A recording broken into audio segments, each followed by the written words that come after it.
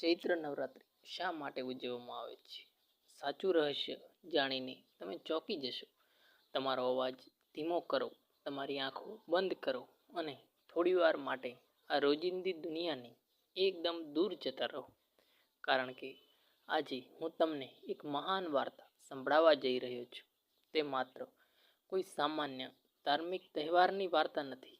આ કથા તો એ જૂના સમયની છે, જ્યારે આખી પૃથ્વી પર પાપનો અંધકાર હતો, જ્યારે મોટા મોટા દેવતાઓ પણ લાચાર બનીને ઘૂંટણીએ પડી ગયા હતા, અને જ્યારે એક સ્ત્રીની પ્રચંડ શક્તિએ આખા બ્રહ્માંડને વિનાશથી બચાવ્યું હતું. આ કથા છે જગત જનની મા દુર્ગાની. નવરાત્રિના એ પવિત્ર આત્માની જેમ એ સદીઓથી દરેકમાં માણસના હૃદયમાં બળતી એક એવી અખંડ જ્યોત જેવી છે, જેના તો ના કોઈ ભયાનક વાવાઝોડાથી ઓલવાય છે, ના તો કોઈ કાળા અંધારાથી. જ્યારે તે ઝાંખી પડે છે તો બસ શાંતિથી. તમે ખૂબ જ ધ્યાન લગાવીને સાંભળો આ વાર્તા. નમસ્કાર મિત્રો, મારા વહાલા મિત્રો, હું આજે તમને ફરીવાર એક હૃદયથી તમારું હાર્દિક સ્વાગત કરું છું. આજે તમને એક એવી નવી અને ખૂબ જ વિસ્તૃત કથા લઈને તમારી સેવામાં આવ્યો છું. આજની આ કથા અત્યંત જ્ઞાનવર્ધક અને તમારા જીવનમાં નવો પ્રકાશ લાવનારી છે. આ મહાન કથા શરૂ કરતા પહેલાં તમને સૌને મારી એક નમ્ર વિનંતી છે કે આપણા પવિત્ર શાસ્ત્રોમાં ચોખ્ખું લખ્યું છે કે અધૂરી છોડેલી ભગવાનની કથા હંમેશા ભવિષ્યમાં દુઃખ અને મોટો અપરાધ કરવાનું કારણ બને છે. તેથી આ અમૂલ્ય કથાને કોઈ પણ ઉતાવળ કર્યા વિના છેક અંત સુધી ચોક્કસ સાંભળજો. અને જો તમે સાચે જ તમારી જન્મ આપનારી માતા અને જગતની માતાને સાચો પ્રેમ કરતા હો, તો આ વિડીયોને જરૂર ધ્યાનથી સાંભળીને ચેનલને સબસ્ક્રાઈબ કરવા નમ્ર વિનંતી કરું છું. જય મા દુર્ગા એ એક તમારે કોમેન્ટમાં લખીને અમને થોડોક સહારો આપજો. કોઈ પણ જાતની રાહ જોયા વિના આપણે હવે આ વિડીયોની શરૂઆત કરીએ છીએ. આ કોઈક આજકાલની વાત નથી, પણ હજારો વર્ષ પહેલાંની આ એક સમયની જૂના સમયની વાત છે. એ સમયે મહિષાસુર નામનો એક મહાશક્તિશાળી અને અત્યંત ક્રૂર રાક્ષસ હતો. તેના પિતાનું નામ રંભાસુર હતું. રંભાસુર પોતે પણ એક ખૂબ મોટો અને પરાક્રમી રાક્ષસ હતો, જેણે દેવતાઓને ખૂબ હેરાન કર્યા હતા. પરંતુ મહિષાસુરમાં જે વાત હતી તે માત્ર તેના બાપ જેવી શારીરિક શક્તિ ન હતી. તેનામાં ખૂબ મોટો અહંકાર ભરેલો હતો. તેના મગજમાં એક એવી જીદ હતી અને સત્તા મેળવવાની એક એવી ક્યારેય ના સંતોષાય એવી એક ભૂખ હતી, જે દિવસ ને દિવસે વધતી જતી હતી. તેણે મનમાં પાકો વિચાર કરી લીધો કે જો મારે ત્રણેય લોકમાં સૌથી વધુ તાકાતવર બનવું છે, તો મારે બ્રહ્માજી પાસેથી અમર થવાનું વરદાન લેવું પડશે. આવો પાકો નિર્ણય કરીને તે સીધો હિમાલયની સૌથી ઊંચી અને બરફવાળી ટોચ પર પહોંચી ગયો. ત્યાં જઈને તેણે અત્યંત કઠોર અને આકરી તપસ્યા શરૂ કરી દીધી. દિવસો પછી દિવસો વીતવા લાગ્યા. ધીમે ધીમે મહિનાઓ વીતવા લાગ્યા અને જોત જોતામાં અનેક વર્ષો પસાર થઈ ગયા. આ મહિષાસુરે પોતાની તપસ્યામાં ના તો અન્નની એક કણકી ખાધી, ના તો પાણીનું એક પણ ટીપું પીધું. તે માત્ર પોતાના એક પગના અંગૂઠા પર ઊભો રહીને ભગવાન બ્રહ્માનું ધ્યાન ધરતો હતો. તેની આંખો કડક બંધ હતી. માથા પર બપોરના સૂરજની કાળઝાળ આગ વરસતી હતી અને તેના પગ નીચે હિમાલયની કડકડતી બરફની ચટ્ટાન હતી, છતાં તે જરા પણ હલતો ન હતો. તેની આવી ભયંકર અને આકરી તપસ્યા જોઈને સ્વર્ગના બધા દેવતાઓ ખૂબ ગભરાઈ ગયા. તેઓ બધા ભેગા થઈને દોડતા દોડતા બ્રહ્માજી પાસે ગયા અને તેમણે બ્રહ્માજીને બે હાથ જોડીને કહ્યું, હે પ્રભુ, ગમે તેમ કરીને આ ક્રૂર રાક્ષસની તપસ્યા રોકો. આ પાપીને કોઈ પણ સંકોચોમાં વરદાન ના આપતા, નહીંતર સૃષ્ટિનો વિનાશ થઈ જશે. પરંતુ બ્રહ્માજીએ ખૂબ જ શાંતિથી દેવતાઓને જવાબ આપ્યો અને કહ્યું, જે કોઈ પણ સાચા અને શુદ્ધ મનથી મારી તપસ્યા કરે છે, તો તેને વરદાન મળવું જ જોઈએ. આ તો આપણી સૃષ્ટિનો સફર નિયમ છે અને હું તે નિયમ તોડી ના શકું. અને આખરે એક દિવસ એવો આવ્યો જ્યારે બ્રહ્માજી મહિષાસુરની સામે પ્રગટ થયા. તેમનો અવાજ સાંભળીને મહિષાસુરે ધીમેથી પોતાની લાલ ચોળ આંખો ખોલી. તેની સામે સાક્ષાત ચતુર્મુખી બ્રહ્માજી ઊભા હતા. બ્રહ્માજીના તેજસ્વી ચહેરા પર પોતાના ભક્ત માટે અત્યંત વાત્સલ્ય અને સ્નેહ હતો. બ્રહ્માજી મધુર અવાજમાં બોલ્યા, વત્સ, તારી આટલી કઠોર તપસ્યાથી હું ખૂબ જ પ્રસન્ન છું. તારા મનમાં જે પણ ઈચ્છા હોય, જે વરદાન હોય તે તું માગી લે. તારા વરદાનની વાત સાંભળતા જ મહિષાસુરના હોઠ પર એક વિચિત્ર સ્મિત આવી ગયું. તે કોઈ પવિત્ર જીતનું ન હતું, પરંતુ તે સ્મિત એક રાક્ષસી અહંકારનું હતું. તેણે તરત જ બે હાથ જોડીને કહ્યું કે બ્રહ્મા, જો તમે મારા પર ખરેખર પ્રસન્ન છો તો મને અદ્ભુત વરદાન આપો કે આખા બ્રહ્માંડમાં મારો કોઈ મૃત્યુ ન કરી શકે, કોઈ પણ પુરુષના હાથે ક્યારેય ન મરું, તો કોઈ શક્તિશાળી દેવતા મને મારી ના શકે, પૃથ્વીનો કોઈ માણસ મને મારી ન શકે, યક્ષ કે ન કોઈ ગાંધર્વ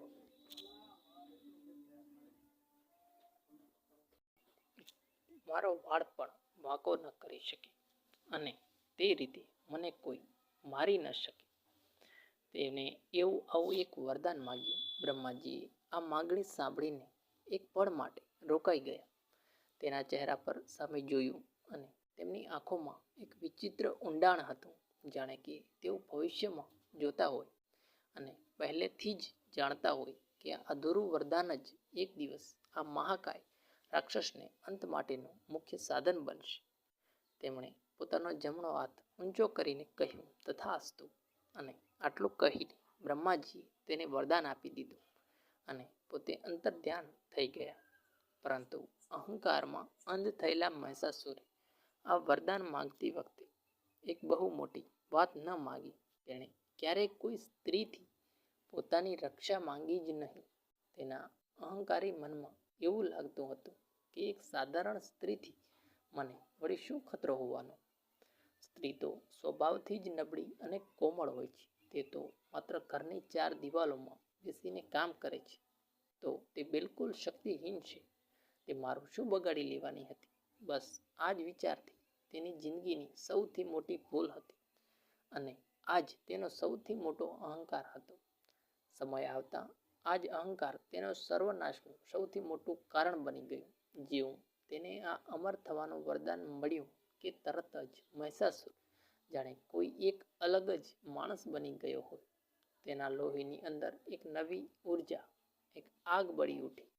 તેણે પોતાની શક્તિનો એક અજીબ નશો ચડી ગયો હતો. એને જબરજસ્ત બ્રહ્મ ઊભો થયો હતો કે તે આખા જગતમાં સર્વશક્તિમાન છે અને તે બધું જ કરી શકે છે.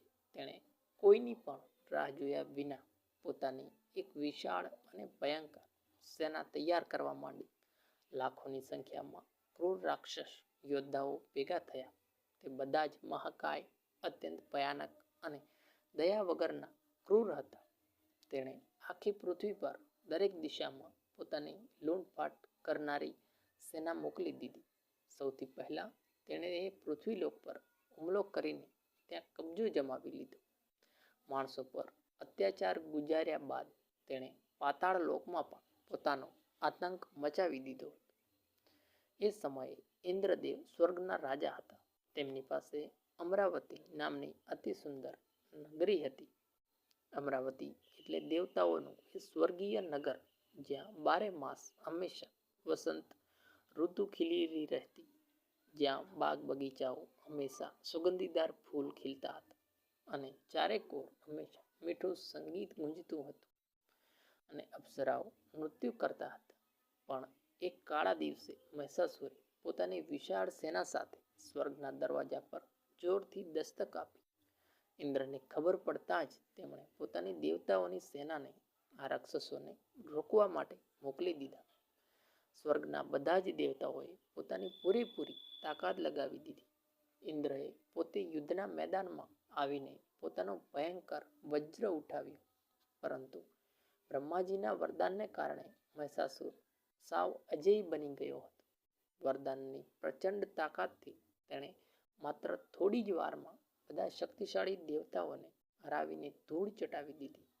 ઇન્દ્રનું મહાન વજ્ર પણ રાક્ષસની છાતી સાથે ટકરાઈને તૂટી ગયું. વરુણદેવનો મજબૂત પાસ વચ્ચેથી કપાઈ ગયો. અગ્નિદેવની આગ પણ રાક્ષસની શક્તિ સામે ઓલવાઈ ગઈ. મૃત્યુના દેવતા યમદેવ પણ તેના પ્રહાર સહન ન કરી શક્યા અને પાછળ હટી ગયા.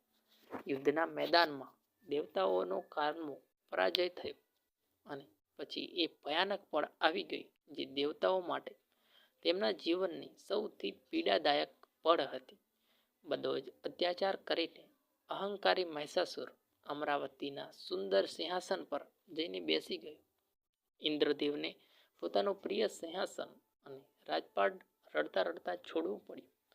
બધા જ દેવતાઓ અને ઋષિમુનિઓ સ્વર્ગમાંથી સીધા જ ધક્કા મારીને બાળથી બહાર કાઢી નાખવામાં આવ્યા. જેઓ ત્યારે ક્યારે પણ કોઈ દિવસ અમરાવતીની બહાર નીકળ્યા ન હતા, તે આજે પૃથ્વીના જંગલોમાં સામાન્ય માણસોની જેમ દર ભટકવા લાગ્યા. દેવતાઓ માટે આ એક બહુ મોટું અપમાન હતું. આ માત્ર કોઈ શારીરિક શક્તિની હાર નહોતી, આ તો સાક્ષાત ધર્મની હાર હતી. આ પવિત્ર ન્યાયની હાર હતી. અને આપણે બધા જાણીએ છીએ કે જ્યારે સૃષ્ટિ પર ધર્મ હારે છે, ત્યારે કોઈ સાચો અને પવિત્ર ન્યાય રડે છે.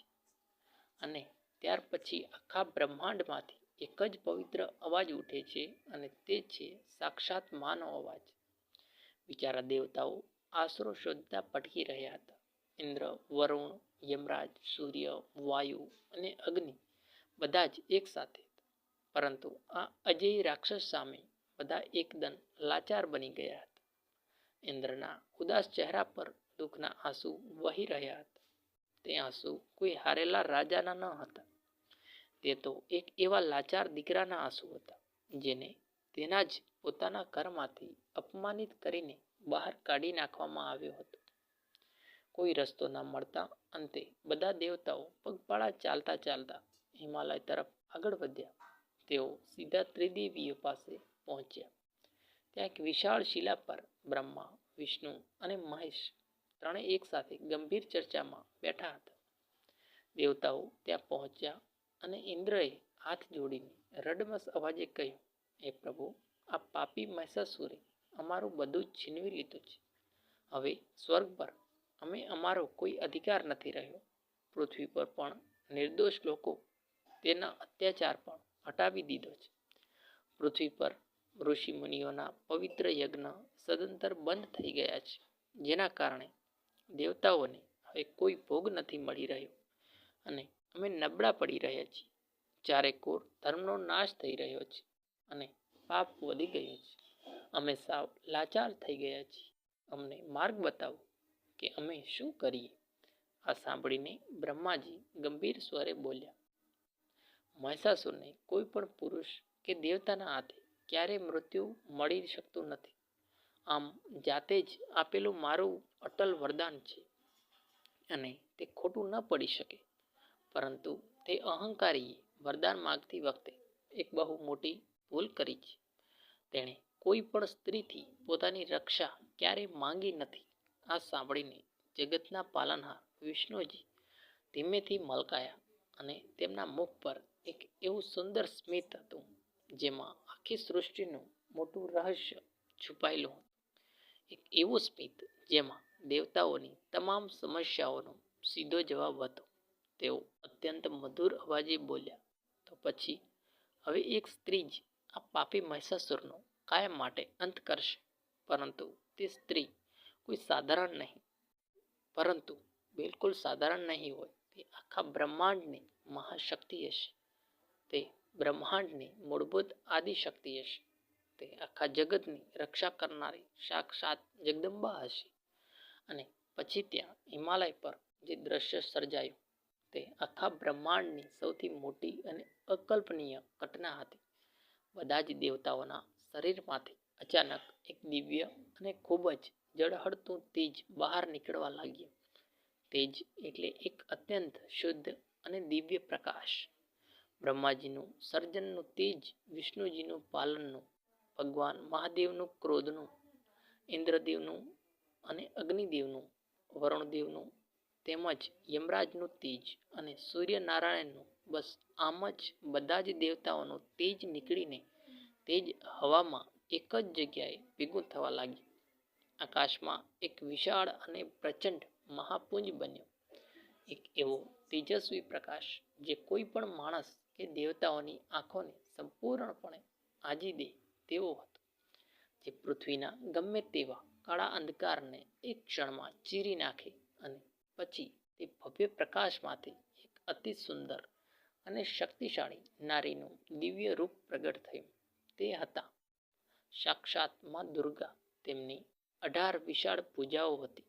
તેમના તેજસ્વી ચહેરા પર 3 નેત્રો હતા અને તેઓ એક પ્રચંડ સિંહ પર સવાર થઈને આવ્યા હતા.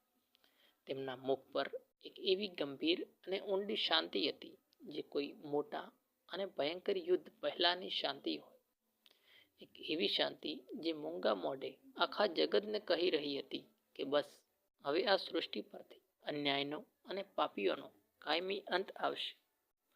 માને પ્રગટ થયેલા જોઈને દરેક દેવતાઓને ખૂબ આનંદમાં આવીને તેમને પોતાનું સૌથી શક્તિશાળી અસ્ત્ર અને શસ્ત્ર ભેટમાં આપ્યું. ઇન્દ્રદેવે પોતાનું કઠોર વજ્ર આપ્યું. વરુણદેવે ફૂંકવા માટે પવિત્ર શંખ આપ્યો. અગ્નિદેવે પોતાની ઝળહળતી શક્તિ આપી. યમદેવે પોતાનો ભયંકર દંડ આપ્યો. વાયુદેવે પોતાનું ક્યારેય નિશાન ન ચૂકતું ધનુષ્ય અને બાણ આપ્યા. વિષ્ણુજીએ પોતાના હાથમાંથી સુદર્શન ચક્ર કાઢીને આપ્યું. ભગવાન મહાદેવે પોતાનું સર્વનાશક ત્રિશૂળ આપ્યું. બ્રહ્માજીએ પવિત્ર જળથી ભરેલું કમંડળ આપ્યું. પર્વતોના રાજા હિમાલય સવારી કરવા માટે પોતાનો એક વિશાળ સિંહ આપ્યો.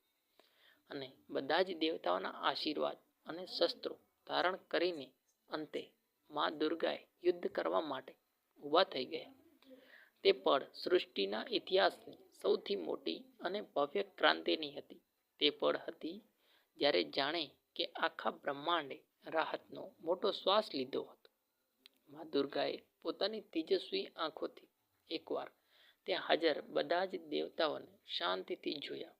તેમની આંખોમાં દેવતાઓ માટે અપાર કરુણા અને પ્રેમ હતો, પરંતુ તેમના 18 હાથમાં પાપીઓના નાશ કરવા માટે ભયંકર શક્તિ ભરેલી હતી.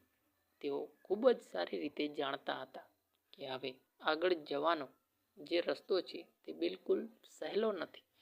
તેઓ જાણતા હતા કે જે ભયંકર યુદ્ધ થવાનો છે તેમાં ચારેકોર રાક્ષસોનું પુષ્કળ લોહી વહેશે. આખી ધરતી ધ્રુજી ઉઠશે અને વિશાળ આકાશ પણ ભયથી હાલવા લાગશે. પરંતુ તેઓ પોતાના હૃદયમાં માએ સ્પષ્ટ જાણતા હતા કે સૃષ્ટિને બચાવવા માટે આ પાપીના અન્યાયને ગમે તે પાગે રોકવો જ પડશે. આવો મક્કમ વિચાર કરીને મહાશક્તિએ પોતાના હાથમાં રહેલો શંખ વગાડીને યુદ્ધનું મોટું બ્યુગલ વગાડ્યું. તેમના સિંહનો ગર્જના કરતો સિંહનાદ એવો ભયાનક હતો કે તે સાંભળતા જ ત્રણેય લોક થરથર ધ્રુજી ઉઠ્યા. આ બાજુ અભિમાની મહિષાસુર સ્વર્ગમાં પોતાના સોનાના સિંહાસન પર આરામથી બેઠો હતો. ત્યાં અચાનક તેનો એક દૂત ખૂબ ગભરાયેલો અને દોડતો દોડતો તેમની પાસે આવ્યો. તેનો શ્વાસ જોર જોરથી ફૂલી રહ્યો હતો. આખું શરીર ધ્રુજી રહ્યું હતું. ખૂબ રડતા રડતા અવાજે કહ્યું, મહારાજ, જલ્દી કંઈક કરો, કારણ કે એક સ્ત્રીએ આપણા સ્વર્ગના દરવાજા પર આવીને તમને સીધો જ યુદ્ધનો પડકાર ફેંક્યો છે. આ સાંભળતા જ મહિષાસુર મોટેથી હસવા લાગ્યો. તેનું એક એવું અટ્ટહાસ્ય હતું જે આખા સ્વર્ગમાં મહેલમાં ગુંજી ઉઠ્યું. તેણે હસતા હસતા અને મજાક ઉડાડતા કહ્યું, અરે, એક સામાન્ય સ્ત્રી અને મને યુદ્ધનો પડકાર? શું મજાક ચાલી રહ્યો છે? આ જાઓ, મારા સૈનિકોને ગાંડી સ્ત્રીને જઈને કહી દો કે ચૂપચાપ આવીને મારી સાથે લગ્ન કરી લે અને મારી દાસી બની જાય. ખોટે ખોટું મારી સામે યુદ્ધ કરીને મરવું શા માટે છે? બિચારા દૂતે હાથ જોડીને કહ્યું, મહારાજ, મારી વાત માનો. આ કોઈ સાધારણ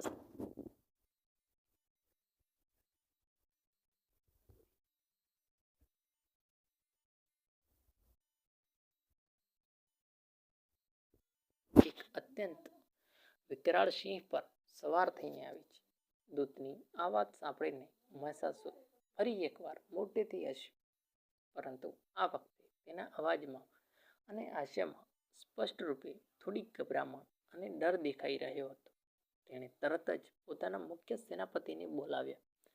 તેણે આદેશ આપતા કહ્યું, મારી વિશાળ સેના લઈને જાઓ અને તે અહંકારી સ્ત્રીને જીવતી પકડીને મારા ચરણોમાં લાવો.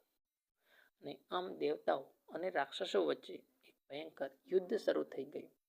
આ કોઈ સામાન્ય યુદ્ધ ન હતું, પરંતુ આ એ મહાયુદ્ધ હતું જે પૂરા 9 દિવસ અને 9 રાત સુધી સતત ચાલતું રહ્યું.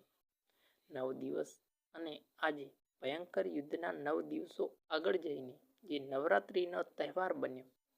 આજ એક તહેવાર નવરાતો, જે એટલે કે આપણે આ અત્યંત ભક્તિભાવથી ઉજવીએ છીએ.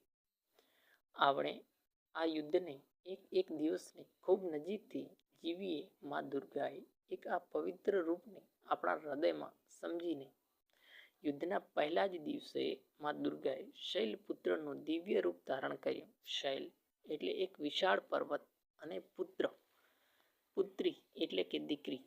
તે પર્વતના રાજા હિમાલયની લાડકવાઈ દીકરી હતી. તેમણે અત્યંત સુંદર સફેદ વસ્ત્રો ધારણ કર્યા. તેમના એક હાથમાં ભગવાન શિવનું ત્રિશૂળ હતું અને તેમના ચમકતા કપાળ પર સુંદર ચંદ્રમા બિરાજમાન હતા. અને તેઓ નંદી એટલે કે બળદ પર સવાર થઈને આવ્યા હતા. શૈલપુત્રી આપણા જીવનમાં સ્થિરતા અને શક્તિનો પાયો છે. તે એક એવો મોટો પર્વત હંમેશા સ્થિર રહે છે, જે ભલે ગમે તેવા મોટા વાવાઝોડા આવે પણ તે ક્યારેય પોતાની જગ્યા પરથી હલતો નથી. બરાબર એ જ રીતે માં શૈલપુત્રી આપણને આપણા જીવનની મુશ્કેલીઓમાં કાયમ સ્થિરતા અને હિંમત આપે છે. યુદ્ધના આ પહેલા જ દિવસે માં દુર્ગાએ બ્રહ્મચારીનું અત્યંત શાંત રૂપ લીધું હતું. તેમના શરીર પર શુદ્ધ સફેદ વસ્ત્રો હતા અને તેમના હાથમાં તપસ્યાની જપમાળા હતી અને બીજા હાથમાં પવિત્ર જળનું કમંડળ હતું. બ્રહ્મચારિણી એટલે એવી માતા જે હંમેશા જ્ઞાન અને કઠોર તપસ્યામાંથી લીન છે. માનું આ પવિત્ર રૂપ ધારણને આપણને સ્પષ્ટ રીતે જણાવે છે કે જીવનમાં જીત મેળવવા માટે શારીરિક શક્તિ જ પૂરતી નથી, પરંતુ શક્તિની સાથે સાચું જ્ઞાન પણ હોવું જોઈએ અને હૃદયમાં અતૂટ ધીરજ પણ હોવી જોઈએ. આ બીજા દિવસે મહિષાસુરે કપટ કરીને પોતાના સૌથી ચાલાક અને જાદુગર રાક્ષસને યુદ્ધ કરવા મોકલ્યો, જે યુદ્ધમાં મેદાનમાં જૂઠી માયાજાળ ગોથતો હતો અને ભ્રમ ઊભો કરતો હતો. પરંતુ આ બ્રહ્મચારિણીના અટૂટ જ્ઞાન અને ધ્યાનની સામે કોઈ પણ જૂઠી માયા એ એક પળ પણ ટકી શકી નહીં. તે ચાલાક રાક્ષસનો ખરાબ રીતે પરાજય થયો અને તે માર્યો ગયો. યુદ્ધના ત્રીજા દિવસે માનું નવું રૂપ હતું. ચંદ્રકટા એટલે તેજસ્વી કપાળ પર અર્ધચંદ્ર શોભી રહ્યો હતો, જે બરાબર એક ઘંટના આકારનો હતો. તેમની 10 વિશાળ ભુજાઓ હતી અને દરેક હાથમાં અલગ અલગ ભયંકર અસ્ત્ર અને શસ્ત્ર શોભી રહ્યા હતા. ચંદ્રકટા એટલે કે તે પોતાના હૃદયમાંથી શાંતિ અને યુદ્ધમાં અત્યંત વીરતાનો અદ્ભુત સંગમ હોય. તેમના ગળામાં રહેલા મોટા ઘંટના ભયંકર અવાજથી મેદાનમાં ઊભેલા રાક્ષસોના કાન ફાટી ગયા અને તેઓ જમીન પર ઢળી પડ્યા. આ ત્રીજા દિવસે એક અત્યંત વિશાળ રાક્ષસની સામે આવ્યો. તે કાનને બહેરા કરી દે અને તેના કાન ફોડી નાખે એવો કર્કશ અવાજથી લડતો હતો. ચંદ્રકટાએ પોતાના ઘંટના એક જ ભયંકર અવાજથી તે રાક્ષસને કાયમ માટે નષ્ટ કરી દીધો. ચોથા દિવસે માનું તેજસ્વી રૂપ હતું કુષ્માંડા. કુષ્માંડા એટલે એક એવી શક્તિ જે પોતાના તેજથી આખા બ્રહ્માંડને પેદા કરે છે.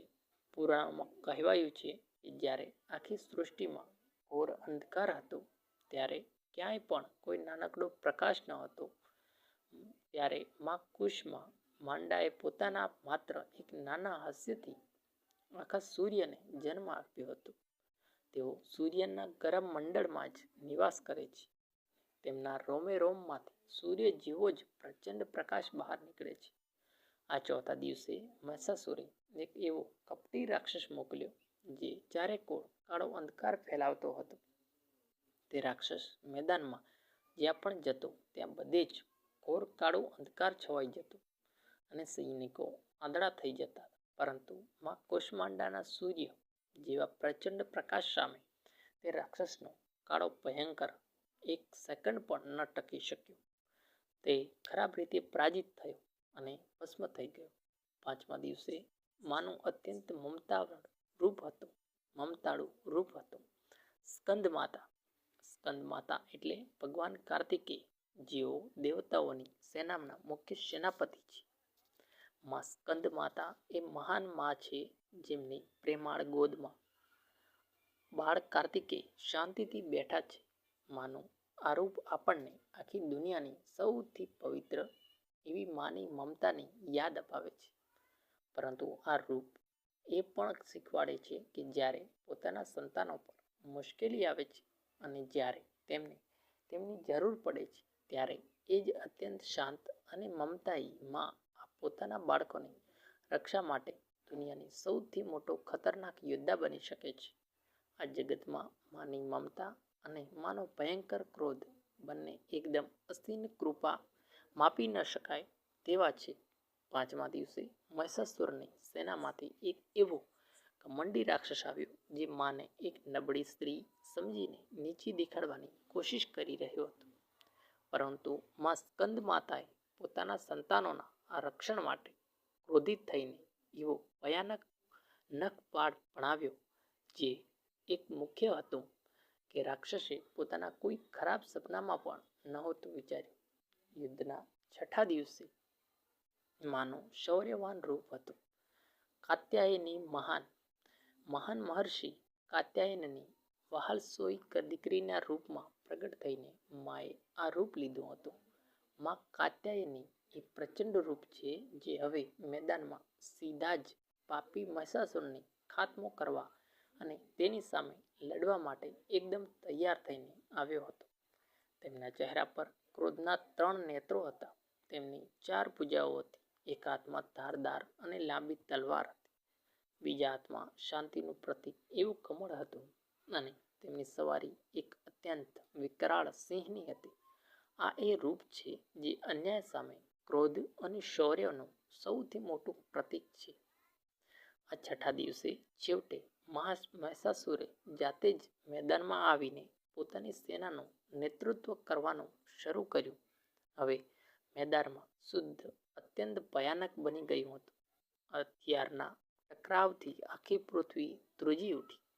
ઉપરનું આકાશ હલવા લાગ્યું અને ધરતીની બધી જ નદીઓ ભયના માર્યા ઊંધી દિશામાં વહેવા લાગી. પરંતુ શસ્ત્રોથી સજ્જ માં કાત્યાયની આગળ મહિષાસુરની હજારોની સેના પણ વધારે સમય ટકી ન શકી. અને મરવા લાગી. સાતમા દિવસે માએ પોતાનું અત્યાર સુધીનું સૌથી ભયાનક અને વિકરાળ રૂપ લીધું. આ રૂપ હતું મહાકાલી રાત્રિનું. તેમણે આખો વર્ણ એટલે કે રંગ એકદમ કાળો હતો. તેમના વાળ પીઠ પર ભયાનક રીતે વિખરાયેલા હતા.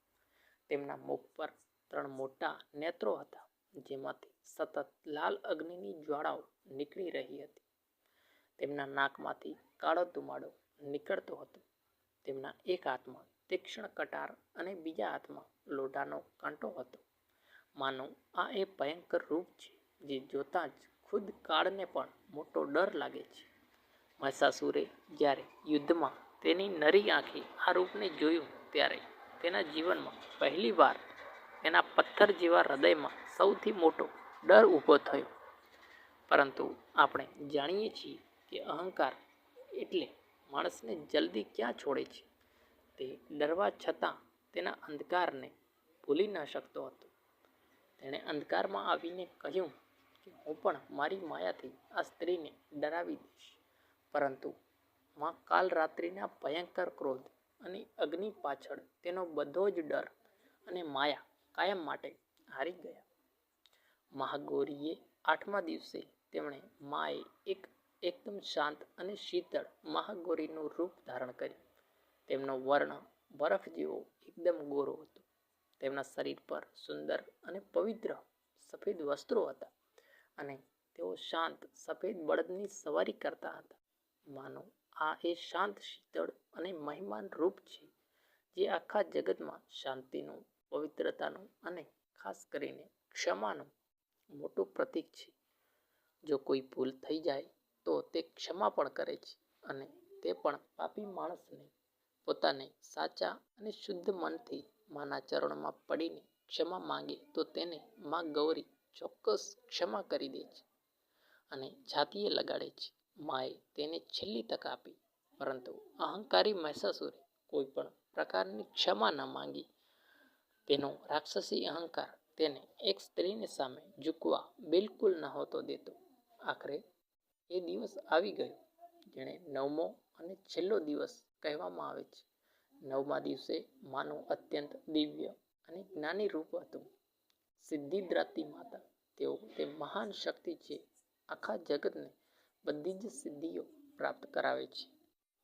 મહિમા, ગરિમા, લદ્ધિમા પ્રાપ્ત, પ્રાપ્ય, ઈશિત્વ અને વશિષ્ઠ આ આઠેય મહાન સિદ્ધિઓ માના હાથમાં છે. આ એ પરિપૂર્ણ રૂપ છે જે આખા બ્રહ્માંડને જણાવે છે કે માત્ર શક્તિથી જ નહીં પરંતુ સર્વશક્તિમાન છે. આ 9મા દિવસે મહિષાસુર પોતાની અંતિમ તાકાત લગાવીને મેદાનમાં આવ્યો.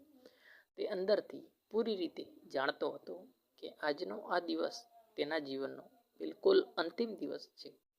ક્યાંક ને ક્યાંક તેણે પોતાના મનમાં પોતાના મોતને સ્પષ્ટ રીતે અનુભવ કરી રહ્યો હતો, પરંતુ તેનો જૂનો અહંકાર હજી પણ પૂરેપૂરો જીવતો હતો. તેણે યુદ્ધ જીતવા માટે એકવાર ફરી કપટ કરીને પોતાનું રૂપ બદલવાનું શરૂ કરી દીધું. તેણે પોતાનું નવું અસલી રૂપ જે કાળા પાળાનું હતું તે વારંવાર બદલીને માની સામે લડી રહ્યો હતો. તે ક્યારેક એક ભયંકર સિંહ બની જતો, ક્યારેક એક કદાવર હાથી બની જતો, તો ક્યારેક એક વિકરાળ રાક્ષસ બનીને હુમલો કરે. પરંતુ માં દુર્ગાની તેજસ્વી આંખો તેના દરેક કપટને બહુ સારી રીતે જાણતી હતી. આખરે સમય પાકી ગયો અને માં દુર્ગાએ ભગવાન શિવનું ત્રિશૂળ હવામાં ઊંચું ઉઠાવ્યું. તે ત્રિશૂળની ચમકથી આખું આકાશ અને પૃથ્વી ગુંજી ઉઠ્યા અને એક જ પ્રહારમાં તે અચૂક ત્રિશૂળ મહિષાસુરની વિશાળ છાતીમાં ઉતરી ગયું. મહિષાસુર કાયમ માટે જમીન પર ઢળી પડ્યો. તે પાપી જેને હંમેશા પોતાની જાતને અમર માનતો હતો, તે રાક્ષસ જેણે દેવતાઓને કાઢીને સ્વર્ગનો રાજા બની બેઠો હતો, જેણે પોતાના નિર્દોષ દેવતાઓને પોતાની આંગળીના ઈશારે નચાવ્યા હતા, તે આજે ધૂળ ચાટતો ધરતી પર પડ્યો હતો. તેની મરતી આંખોમાં તેના જીવનના અંતમાં માત્ર એક જ ભાવ સ્પષ્ટ દેખાતો હતો અને તે ભાવ હતો પૂરેપૂરો પશ્ચાતાપનો. કદાચ છેલ્લી શ્વાસે તેણે બરાબર સમજાઈ ગયું હતું કે માત્ર શારીરિક બળ કે વરદાનથી કે તાકાતથી જે દેખાય છે તે સાચી શક્તિ નથી હોતી. આ જગતમાં અસલી શક્તિ માત્ર એ જ હોય છે જે હંમેશા ધર્મ અને સાચા ન્યાયની સાથે ઊભી રહે છે. માં દુર્ગાએ તેને જમીન પર મરતો જોયો ત્યારે માની આંખોમાં હવે બિલકુલ ક્રોધ ન હતો. તેમની આંખોમાં હવે એક ઊંડી અને પવિત્ર શાંતિ છવાયેલી હતી અને આ રીતે આખરે મહિષાસુરનો કાયમ માટે અંત થઈ ગયો. સૃષ્ટિ પરથી અન્યાય અને પાપનો અંત થઈ ગયો હતો. જ્યારે મહિષાસુરના પ્રાણ છૂટ્યા અને તે જમીન પર પડ્યો ત્યારે આખા બ્રહ્માંડ અને ત્રણેય લોકમાં એક એવું અદ્ભુત મૌન છવાઈ ગયું હતું જે મહાન યુદ્ધ પછીની સાચી જીતનું મૌન હોય છે. અને એ મૌન તૂટ્યા પછી તરત જ દેવતાઓનો એક અત્યંત આનંદિત અવાજ ઉઠ્યો. બધાએ એક સાથે પોકાર કર્યો, જય મા દુર્ગા. જય ઘોષ સાથે આ સ્વર્ગના બંધ દરવાજા ફરીથી સન્માન માટે ખુલી ગયા. ઇન્દ્રદેવે પોતાની શાનથી પાછા અમરાવતીમાં આવી ગયા અને સિંહાસન પર બેસીને પોતાનું પદ સંભાળ્યું. દેવતાઓ પોતપોતાના પવિત્ર સ્થાને અને મહેલોમાં પાછા ફર્યા. પૃથ્વી પર ઋષિ મુનિઓના પવિત્ર યજ્ઞ અને પૂજા ફરી ધામધૂમથી શરૂ થઈ ગયા. આખી ધરતી પર ફરી એકવાર ધર્મ અને ન્યાય પાછો આવ્યો. આકાશમાંથી દેવતાઓનો સુગંધીદાર ફૂલો વરસાવવા લાગ્યા. ચારેકોર ઘીના દીવા પ્રગટાવ્યા અને સ્વર્ગની અપ્સરાઓનું મધુર સંગીત ગુંજી ઉઠ્યું. અને આજે પણ આ ભવ્ય જશ્ન, આજ અદ્ભુત આનંદ અને આજ ધર્મની જીત સાથે આજે પણ આપણે અત્યંત ઉત્સાહથી ઉજવીએ છીએ. આપણો આ નવરાત્રિનો તહેવાર એટલે કે નવરાત્રનો આ મહાન તહેવાર એ જ પવિત્ર 9 દિવસોની યાદ છે, જ્યારે મા દુર્ગાએ પોતાની અત્યંત પ્રચંડ શક્તિથી મહિષાસુર સાથે ભયંકર યુદ્ધ કરીને આખા બ્રહ્માંડને વિનાશથી બચાવ્યો હતો. પરંતુ આ બધું સાંભળ્યા પછી અહીં જ દરેકના મનમાં એક બહુ મોટો અને વ્યાજબી સવાલ ઊભો થાય છે. સવાલ એ છે કે નવરાત્રિના આ તહેવાર તો આપણા વર્ષમાં 2 વાર આવે છે, તો પછી આ ચૈત્ર મહિનાની નવરાત્રિ આટલી બધી ખાસ અને મહત્વની કેમ માનવામાં આવે છે? મિત્રો, આ સવાલ બહુ ઊંડો અને વિચારવા જેવો છે, અને તેમને જાણીને નવાઈ લાગશે કે તેનો સાચો તેનાથી પણ વધારે ઊંડો અને જ્ઞાનવર્ધક છે.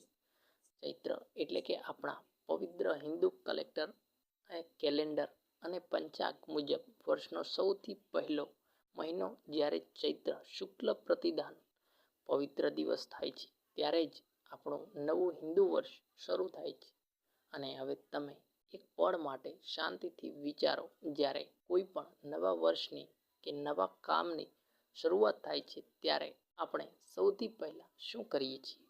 આપણે કોઈની પણ પહેલાં આપણી જન્મદાત્રી માને યાદ કરીએ છીએ. આપણે આપણા 2 હાથ જોડીને મા પાસે આશીર્વાદ માગીએ છીએ, કારણ કે જીવનની દરેક સારી શરૂઆતમાં માની હાજરી ચોક્કસ હોવી જોઈએ. આપણા જીવનની દરેક નવી યાત્રામાં અને નવા પગલાઓમાં માનો પ્રેમાળ હાથ હોય છે, આપણા માથા પર હોવો જોઈએ. આ એક બહુ જ ઊંડું અને સચોટ સત્ય છે. તે આપણા મહાન પૂર્વજોને અને ઋષિમુનિઓને વર્ષો પહેલાં બહુ જ સારી રીતે સમજાવ્યું હતું. પરંતુ આ પર્વ ચૈત્ર નવરાત્રિની પવિત્રતાનું હજી એક બહુ મોટું રહસ્ય છે, જે એવું અદ્ભુત રહસ્ય જે આજના સમયમાં બહુ જ ઓછા લોકો જાણે છે અને સમજે છે. તે મહાન રહસ્ય છે આપણા મર્યાદામાં પુરુષોત્તમ ભગવાનનું, રામનું. હા, સાક્ષાત ભગવાન રામ. આપણા પવિત્ર ગ્રંથ રામાયણમાં સ્પષ્ટ અક્ષરોમાં લખેલું છે કે જ્યારથી પાપી રાવણે જંગલમાં માતા સીતાનું છળથી અપહરણ કર્યું હતું, ત્યારે ભગવાન સામે તે શક્તિશાળી રાવણ સાથે ભયંકર યુદ્ધ કરતા પહેલા એક બહુ જ મહત્વનું કામ કર્યું હતું. તેમણે યુદ્ધના મેદાનમાં જતા પહેલા સાક્ષાત મા દુર્ગાની કઠોર પૂજા કરી હતી.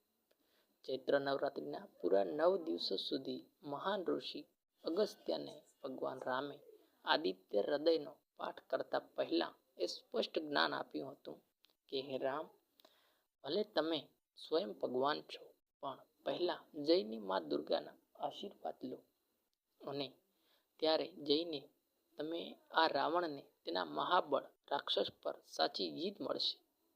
ઋષિની આ વાત માનીને ભગવાન રામે ચૈત્ર નવરાત્રિના પૂરા 9 દિવસ સુધી મા દુર્ગાની અત્યંત ભક્તિભાવથી પૂજા કરી અને આશીર્વાદ લીધા.